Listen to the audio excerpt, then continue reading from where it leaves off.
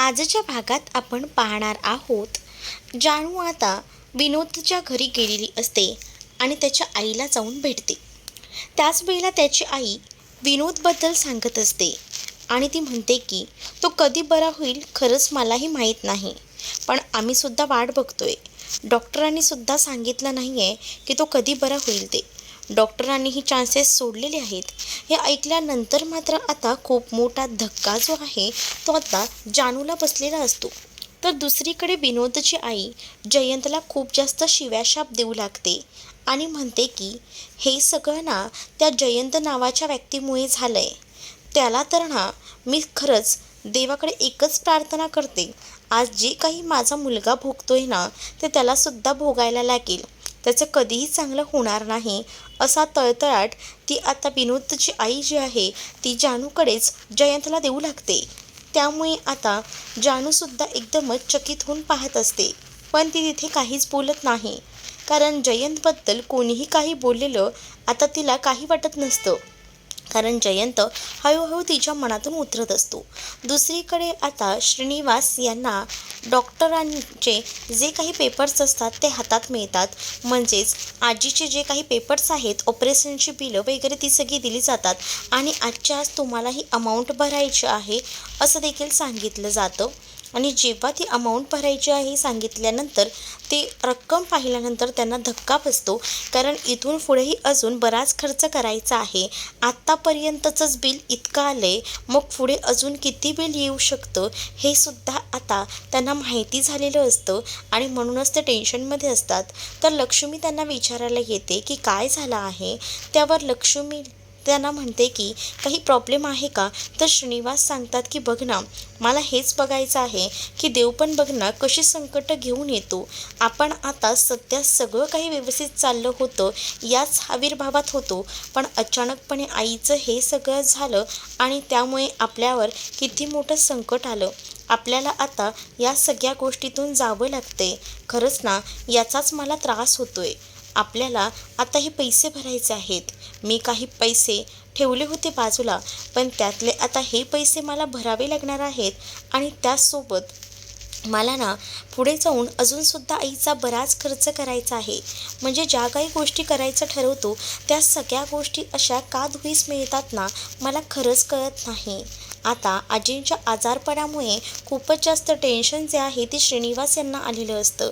लक्ष्मी श्रीनिवास यांना समजावते आणि म्हणत असते की नाही, माझे श्रीनिवास असे खचणाऱ्यांमधले नाही आहेत. ते पुन्हा उभे राहतात आणि हे मलासुद्धा चांगलंच माहिती आहे.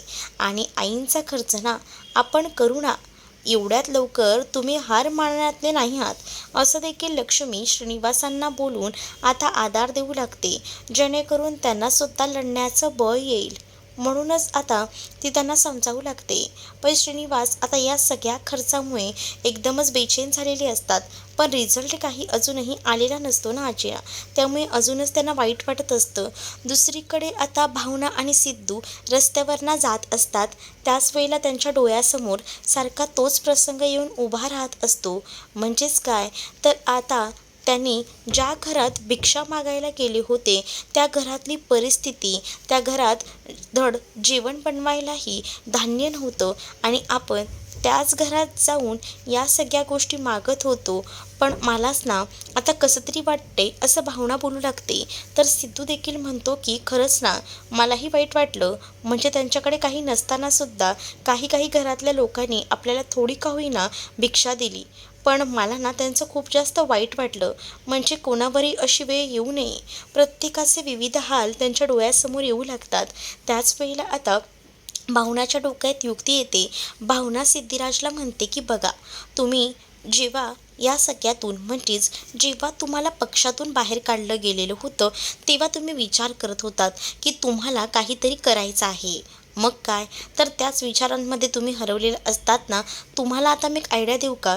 म्हणजे बघा, जनसेवा हीच तर खरी सेवा आहे. मग तुम्ही अशा माणसांची मदत करून पुन्हा एकदा जनसेवेला का सुरुवात करत नाही. यामध्ये तुमचं नावही खूप मोठं होईल आणि त्याचसोबत तुम्हाला काहीतरी करण्याचीही संधी मिळेल. प्रत्येकजण तुमच्या विश्वासावर आहे आणि आजही तसेच सगळेजण तुमच्याकडे बघतात. मग अजूनही तुम्ही मागे का राहताय? जर तुम्ही ही जनसेवा केली तर. असं आता भावनाने म्हटल्याबरोबर सिद्धूलाही आता भावनाची आयडिया पटते आणि सिद्धू लगेचच आता फोन करून सांगू लागतो की एका दुकानदाराला सगळ्या सामानाची यादी पाठवतो आणि लवकरात लवकर त्या घरांमध्ये सामान पोचायला हवं असं देखील आता तो म्हणू लागतो. कारण आता त्याने पूर्णपणे स्वतःचा जोर लावलेला असतो आणि त्याने पूर्ण जोर लावल्यानंतर भावनासुद्धा खूपच जास्त खुश असते आणि त्याला म्हणत असते की आता तुम्ही नक्कीच यशस्वी व्हाल. तर दुसरीकडे मात्र सिद्धूही भावनाचे आभार मानतो आणि खरंच तुम्ही खूप भारी आयडिया दिली असं म्हणून तिचं कौतुकही करत असतो. तर दुसरीकडे आता पाहायला मिळतं भावना आणि सिद्धू यांना आता हे व्रतवैकल्य पूर्ण करायचं असतं आणि त्याचसाठी सिद्धू म्हणत असतो की चला आपल्याकडे वेळही कमी उरलेला आहे, आपण लवकरात लवकर जायला हवं आणि असं बोलूनच तो आता तिला घेऊन चाललेला असतो. तर भावनाही सांगत असते की हो ना आई, आजीने जो टायमिंग दिला आहे तो आता संपत आलेला आहे आणि अजूनही आपल्याकडे हवं तेवढं धान्य जमा झालेलं नाही आहे, त्यामुळे आपल्याला पटकन पुढे जावं लागेल असं देखील त्यांचं ठरतं. दुसरीकडे अजूनही लक्ष्मी खूपच जास्त टेन्शनमध्ये असते कारण तिला माहिती आहे की काही झालं तरीसुद्धा आपण जे आहे ते इथे तर थांबलेलो आहोत, पण नाही, आपल्याला डॉक्टरांना विचारायला हवं की आई कधीपर्यंत शुद्धीवर येणार आहेत त्या. कारण बराच वेळ झाला आई शुद्धीवर आलेल्या नाही आहेत. डॉक्टरांनी 48 तास सांगितले होते, पण 48 तास उलटून गेले तरीसुद्धा आई शुद्धीवर आल्या नाही आहेत, म्हणजे नेमकं काय? त्यावर श्रीनिवास म्हणतात की आता डॉक्टर आले ना की आपण पूर्णपणे डॉक्टरांकडे चौकशी करूया, तू काळजी करू नकोस असं बोलून श्रीनिवास आता लक्ष्मीला समजावू लागतात. तर आता तेवढ्यातच बाहेर डॉक्टर आलेली असतात आणि डॉक्टर बाहेर आल्यानंतर आता लक्ष्मी बोलत असते की आई कधीपर्यंत शुद्धीवर येतील काही सांगू शकता का तुम्ही? त्यावर डॉक्टर सांगतात की बघा आतापर्यंत त्यांचा श्वास तर सुरू आहे, पण त्या शुद्धीवर आलेल्या नाहीत, त्यामुळे मीही काही सांगू शकत नाही असं बोलून डॉक्टर आता तिकडनं निघून जातात. तर दुसरीकडे मात्र आता श्रीनिवास डॉक्टरांच्या बोलण्याचा विचार करतात. म्हणजेच आईचा श्वास सुरू आहे पण ती शुद्धीवर आलेली नाही, याचा अर्थ डॉक्टरांना नेमकं म्हणायचं तरी काय आहे असाच विचार आता इकडे श्रीनिवास करत असतात. श्रीनिवासांना काहीच कळत नसतं की नेमकं डॉक्टरांना काय बोलायचं आहे ते, त्यामुळे बिचारे श्रीनिवास विचार करत असतात. तर दुसरीकडे मात्र लक्ष्मीला सुद्धा आता तिचं मन खूपच जास्त खात असतं.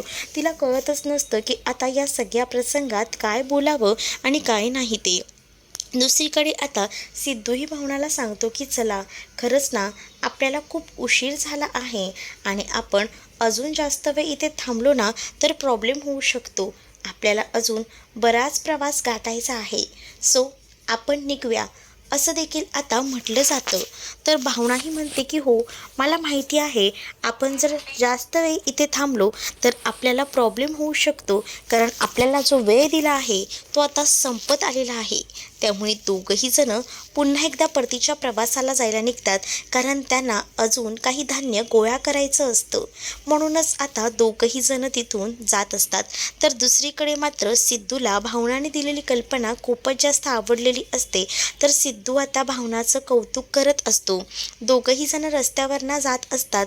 तर दुसरीकडे आता पाहायला मिळतं जानू रस्त्यावरनं जात असताना तिच्या डोळ्यासमोर सारखा विनोदचा चेहरा येत असतो आणि विनोदला आता या सगळ्या प्रसंगामुळे कोणत्या समस्यांना सामोरं जावं लागते हे सुद्धा तिच्या आता लक्षात येतं आणि म्हणूनच ती तिथे असणाऱ्या एका बाकड्यावर बसते आणि डोक्याला खूप जास्त हात लावून घेऊन बसलेली असते, कारण तिला टेन्शन असतं ना.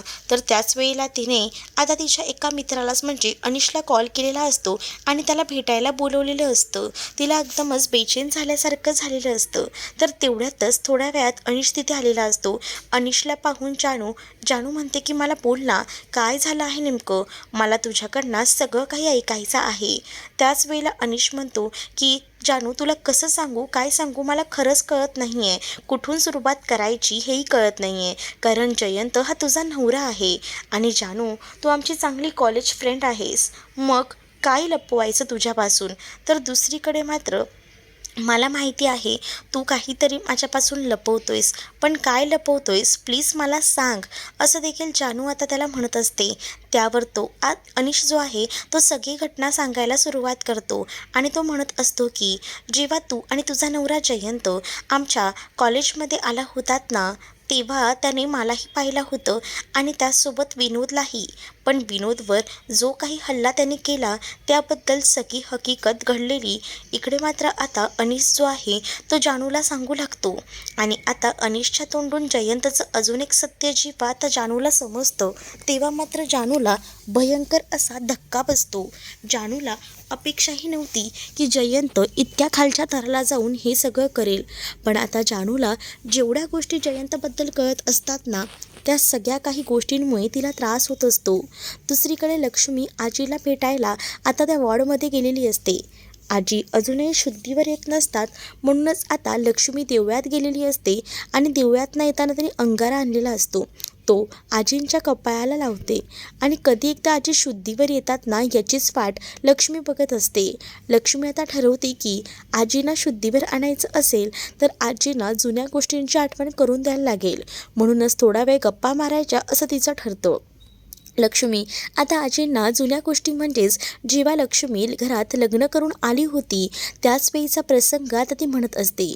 जेव्हा मी पहिल्यांदा दैवी कुटुंबात आले तेव्हा खरं तर त्या घरामध्ये सामावून घेणं मला शक्य नव्हतं, पण त्यावेळेला तुम्ही मला आपलंसं केलं.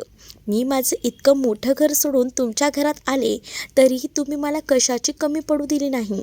सगळं काही मला हवं तेवढं केलं आणि खरंच मी खूप मोठी भाग्यवान आहे की तुमच्यासारखी सासू मला मिळाली. मी नेहमीच तुमचं कौतुक करत असते, कारण प्रत्येक वेळेला तुम्ही मला मदत करत आलात आणि मी ते कधीही विसरणार नाही. आणि तुम्हालाही माहिती आहे ना की मला गाण्याची किती आवड होती आणि तुम्हीही मला ती गाण्याची आवड जपायला सांगायचात आणि म्हणूनच मीही ती गाण्याची आवड जपायची आणि त्यामुळेच आज मी तुमच्यासाठी एक गाणं गाते. आणि असं बोलून हॉस्पिटलमध्येच आता लक्ष्मी गाणं गाऊ लागते. लक्ष्मी गाणं गात असताना तिला आता खूप जास्त अश्रू अनावर झालेले असतात आणि तिला असं वाटत असतं की आजी कधी शुद्धीवर येते आणि म्हणूनच आता तिने जो काही भोंगा लावलेला असतो ना तो आता ती गातच राहते. आणि इकडे मात्र आता आजी काही शुद्धीवर येत नसते. आजीची साधी पापणीही हलत नसते. आजी अजूनही बेशुद्ध अवस्थेतच असते. म्हणजे काय तर तिचा श्वास चालू असतो पण तिला अजूनही शुद्ध आलेली नसते. त्यामुळे आता खूपच जास्त भीती लक्ष्मीला वाटत असते. म्हणून लक्ष्मी का होईना असे काही ना काही आता कारनामे करत असते जेणेकरून काही झालं तरी आजी शुद्धीवर येईल असं तिला वाटतं आणि म्हणूनच ती गाणं गाऊनसुद्धा दाखवते. पण तरीसुद्धा जराही हालचाल आता झालेली नसते. भावना आणि सिद्धू पटापट चालत पुढे आलेले असतात. तर भावना सिद्धूला म्हणते की आपण कुठे आलोय माहिती आहे का, सुपर्णा आणि रवीच्या घरी. आता इकडे आपल्याला आता जोगवा मिळेल का, तुम्हाला काय वाटतं. तर दुसरीकडे सिद्धू म्हणत असतो की भावना हे सगळं आजीने ना मुद्दामून केले. तुला काय वाटतं मी ओळखत नाही का माझ्या आजीला. आता तर ना या आजीला चांगलाच जाब विचारल्याशिवाय ना मी शांत बसणार नाही. मुद्दामून तिने हे सगळं केले. भावना आता सिद्धूला अडवते आणि म्हणते की बघा, माझ्यावर जी जबाबदारी दिली ना ती मला पार पाडायची. भले मला कुठेही जाऊन जोगवा मागायला लागला ना तरीही चालेल. आता भावना आणि सिद्धू दोघंही जण जोगवा मागायला सुपर्णाकडे गेलेले असतात. सुपर्णा मोबाईलमध्ये काहीतरी बघत असते आणि तेवढ्यातच भावना तिथे जाऊन म्हणते की जोगवा दे माय, जोगवा दे. असं म्हटल्याबरोबर तिच्याकडे जी झोळी असते तिने आता सुपर्णासमोर आता पसरलेली असते आणि सुपर्णाला म्हणते की दे माय, जोगवा दे. आता सुपर्णाने काही बघितलेलं नसतं त्यामुळे सुपर्णा लगेचच बोलते की अगं इकडनं निघा, चालती हो. कोणीही येतात आणि काही बोलतात का इथे येऊन. असं म्हटल्याबरोबर सिद्धूला राग येतो. पण सुपर्णा जेव्हा मान वर करून पाहते तेव्हा मात्र आता तिला तर मोठा धक्काच बसतो आणि तिला आता हसू येतं आणि ती म्हणते की काय गं, ही अवस्था काय करून घेतली आहेस. मला असं वाटलं होतं मोठ्या मुलासोबत लग्न केलं आहे म्हटलं सगळं काही तुझं चांगलं असेल, पण ही भीक मागायची वेळ कधीपासून तुझ्यावर आली. आणि त्याच वेळेला सुपर्णाने रवीला सुद्धा बोलवून घेतलेलं असतं. रवी म्हणतो काय गं, ही तीच ना, आपल्या दादासोबत जिचं लग्न ठरलं होतं. मला तर वाटलं होतं एवढ्या मोठ्या घरात गेली आहे म्हटल्यावर चांगली श्रीमंती आहे हिच्याकडे, पण कसलं काय, ही तर रस्त्यावर भीक मागत फिरते. दुसरीकडे आता सुपर्णा आणि रवी इतकं बोलत असतात ना, तरीसुद्धा भावना आपली पातळी सोडत नाही. भावना फक्त जोगवा दे माय, जोगवा दे असं म्हणत असते. अरे पण तुला काय जोगवा द्यायचा आहे? तुला कशाला इथे आम्ही देणार आहे? तुला काय वाटलं तू मागशील आणि आम्ही देऊ का? नाही नाही, तुला इथे 1 रुपयाही मिळणार नाही. चालती हो, आधीच आमचं सगळं काही राहून घेतलंय. माझ्या भावाला तू संपवलेस, वर माझ्या भाचीला आनंदीला सुद्धा तू स्वतःच्या ताब्यात घेतलेस आणि आता माझ्याकडे भिक्षा मागायला आली आहे. तुला वाटलंच कसं गं तू माझ्याकडे भिक्षा मागायला येशील आणि मी तुला भिक्षा देईन असं देखील आता मुद्दामून सुपर्णा बोलत असते. त्याच वेळेला आता सिद्धू म्हणतो की काय ना, आम्हाला जोगवा मागायचा होता म्हणून आम्ही आलो आहे. त्यामध्ये भिकारी आणि हे सगळे ना चुकीचे शब्द वापरूच नका. काय आहे ना, आम्ही जोगवा मागत होतो बस. पण आता तुम्हाला तुमची लायकी तर मी दाखवीनच नंतर, पण आता इथे एकही क्षण थांबायचं नाही भावना मॅडम, चला. आणि असं बोलून तो भावनाला रस्त्यावरून घेऊन चाललेला असतो. भावनाने पायात चप्पलही घातलेली नसते, तिचं रस्त्यावरनं जाताना लक्ष असतं. त्याच वेळेला आता भावनाच्या पायात काच घुसते. भावनाच्या पायात काच घुसल्याबरोबर सिद्धू लगेच भावनाचा पाय बघतो. तो म्हणतो की बापरे, खूप मोठी अशी काच घुसलेली आहे. आणि त्याच वेळेला तो कोणताही विचार करत नाही. त्याने डायरेक्ट आता भावनाला उचलून घेतलेलं असतं. भावनाला उचलून घेऊन आता तो चाललेला असतो. त्याच वेळेला भावना सिद्धूकडे एकटक पाहू लागते. सिद्धूकडे जेव्हा भावना एकटक पाहते तेव्हा मात्र आता सिद्धू भावनामध्ये हरवून जातो आणि दोघंही जण एकमेकांकडे एकटक पाहत असतात. भावनाला आता एकदमच नवल वाटतं की सिद्धूनं आपल्याला उचलून घेतलं आहे. तर दुसरीकडे आता भावना आणि सिद्धू हे रस्त्यावरनं जात असतात. तर सिद्धू आता भावनाला पुढे जाऊन एका ठिकाणी बसवतो आणि तिला म्हणतो की थांबा मॅडम, तुमच्या पायात ना खूप जास्त रक्त येते, तुम्हाला काच लागलेली आहे. भावना आता खूप जास्त घाबरलेली असते कारण तिच्या पायात काच घुसलेली असते आणि तिला आता खूप जास्त वेदनाही होत असतात. तर सिद्धू म्हणतो की इथे आणा, ती काच आपल्याला काढायला हवी. पण भावना त्याला ती काच काढायला नाही देत असते.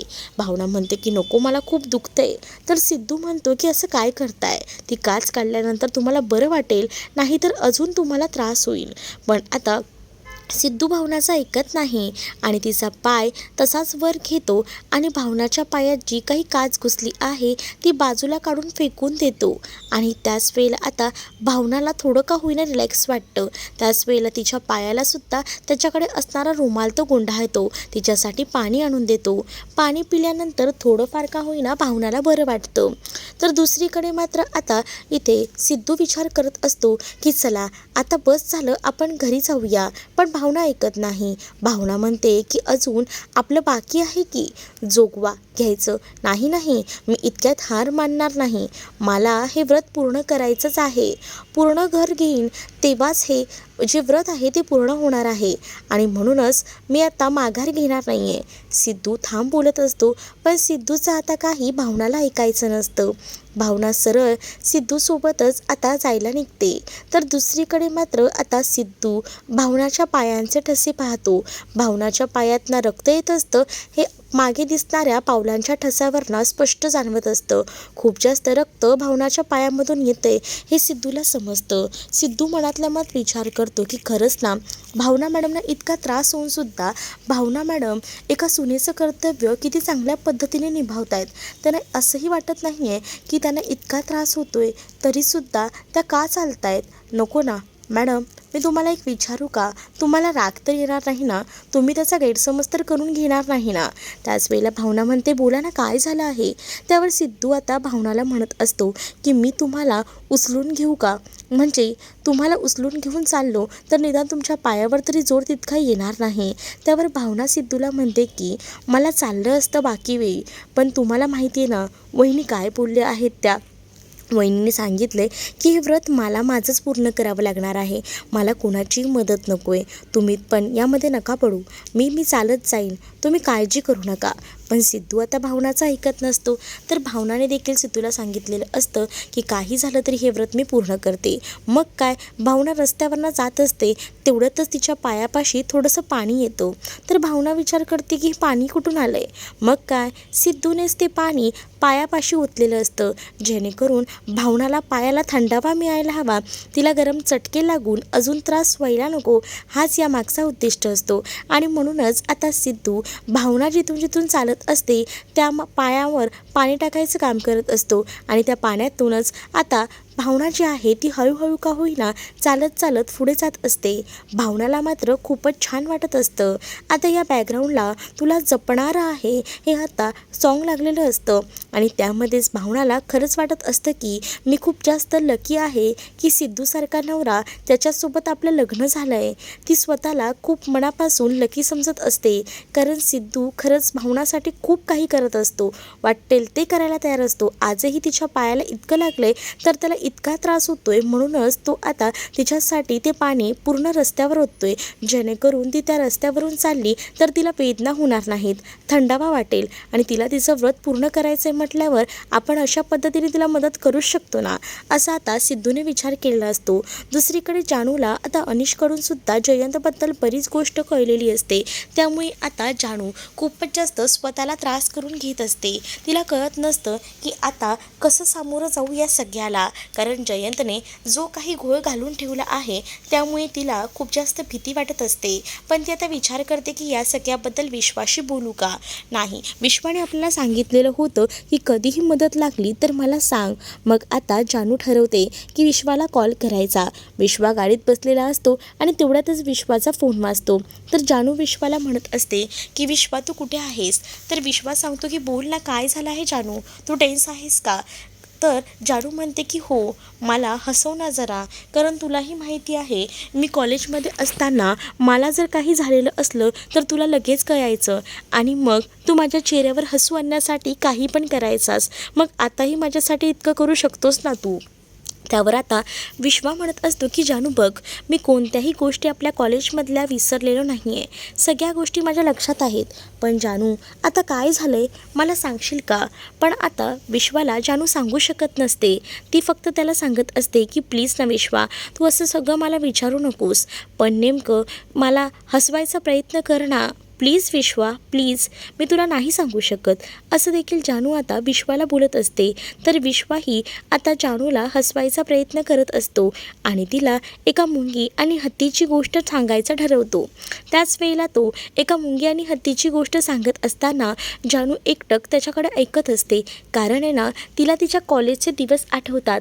त्यावेळेलासुद्धा विश्वा तिला हसवण्यासाठी बरेच प्रयत्न करायचा आणि त्यामुळेच आता हे प्रयत्न बघूनच जानूला हसू येत असतं आणि जानू जी आहे ती खूपच जास्त आता खुश झालेली असते. जानू विश्वाला म्हणते की मला हे सगळं सांगितलंस त्यामुळे खरंच खूप बरं वाटलं. तर दुसरीकडे मात्र विश्वा जानूला खोदून खोदून विचारत असतो की काय झालं आहे जानू, सांग ना मला. पण जानू एकाही शब्दाने काहीच सांगत नाही. पण विश्वा जानूला हसवायचं काम एकदम उत्तमरित्या करत असतो.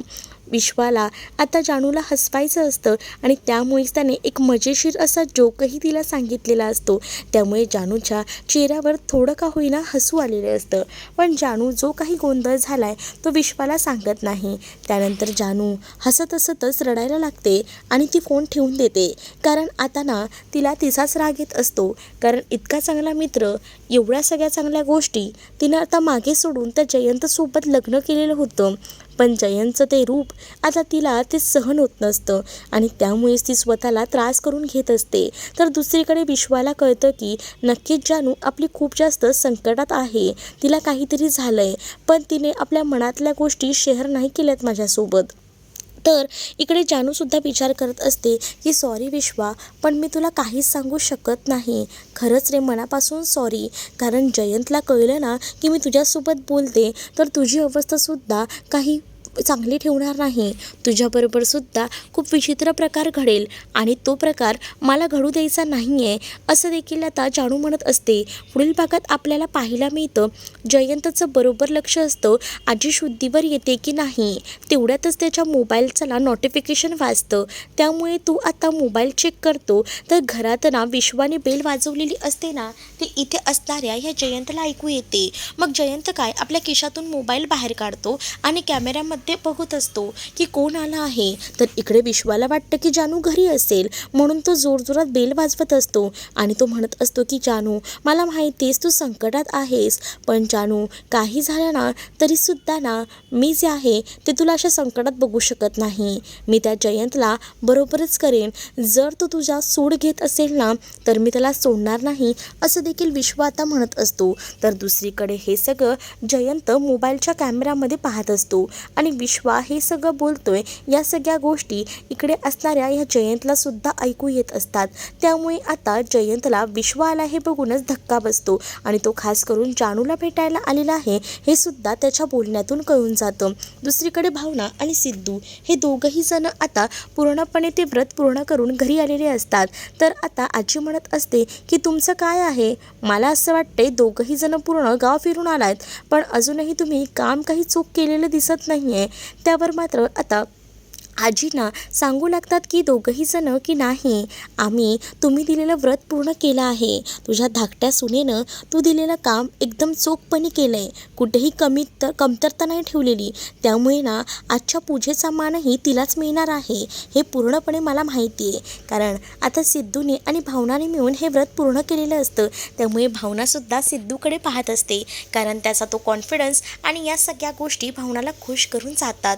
तर तुम्हाला हा भाग कसा वाटला हे नक्कीच मला कमेंटमध्ये सांगा आणि अशाच नवनवीन भागांसाठी आपल्या चॅनलला सुद्धा सबस्क्राईब नक्कीच करा. व्हिडिओ आवडला असेल तर व्हिडिओला लाईक करायला विसरू नका. चला तर मग भेटूया पुढच्या भागात. तोपर्यंत टाटा बाय.